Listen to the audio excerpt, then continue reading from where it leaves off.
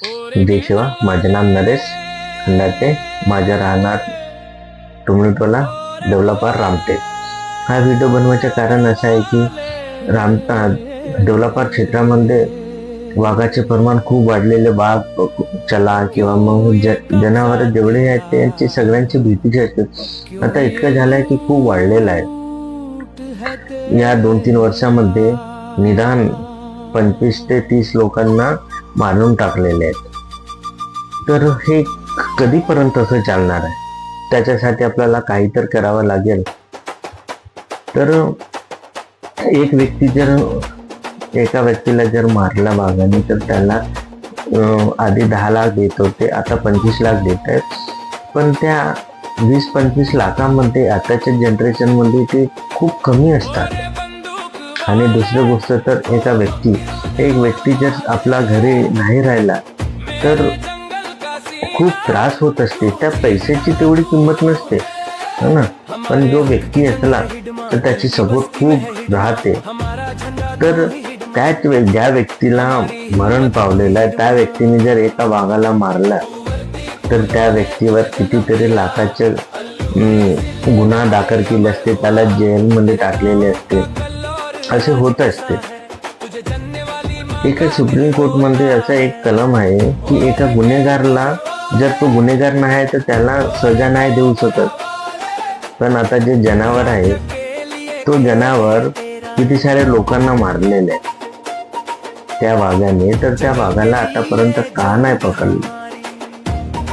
त्या क्षेत्रातल्या लोकांना खूप त्रास होत आहे, त्याची कोणालाही काळजी नाही। कारण की त्यांना ते वाघ सोडण्याचे कारणच ते आहे की तिकडचे एरियातल्या लोकांना कमी होतील आणि तिकडे एक वाघाचे स्पोर्ट्स ठेवणार आहेत, जेणेकरून बाहेर गावचे लोक, अमेरिकातले जे पण आपल्या इंडियातले पण लोकांना वाघ आवडते ना। त्यांना का आवडते ते दुरून बघतात। जर त्यांच्या घरचे एखाद्या व्यक्तीला जर मारले ना तेव्हा ते आवडणार। तर मुद्दा काय आहे की त्या क्षेत्रामध्ये पाहिजेच नाही ना। ते जनावर माणसांपेक्षा जास्त थोडी ना आहे। पण सरकारला, मला असं वाटतं की सरकारला त्या क्षेत्रातील लोकांची तेवढी काळजी नाही जितका त्या जनावरांची आहे। आतापर्यंत जर 20 ते 25 लोकांना या 30 लोकांना मारले तर आतापर्यंत त्यावर कुठलाही कारवाई झालेली नाही। त्यासाठी त्या कारवाई होण्यासाठी आणि त्या लोकांना 25 लाख पेक्षा जास्त पैसे मिळायला पाहिजे आणि त्यांना गव्हर्नमेंट सर्व्हिस मिळायला पाहिजे।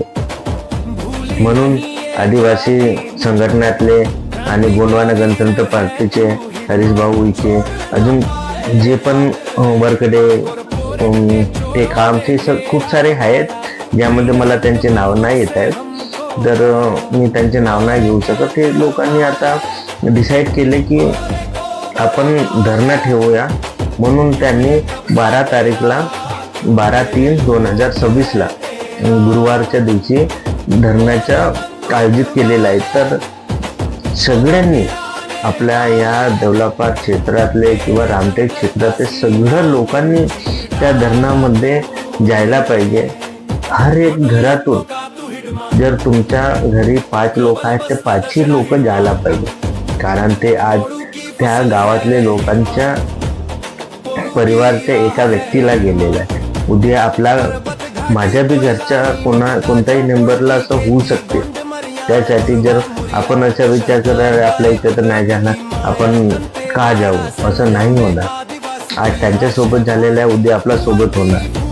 तर सगळ्यांनी त्या आंदोलनामध्ये सहभाग व्हायला पाहिजे, तिथे जाऊन त्यांच्याशी बोलायला पाहिजे आणि सगळ्यांनी आपल्या गावातल्या लोकांना घेऊन यायला पाहिजे। जय शिवा, जय गोंधळ।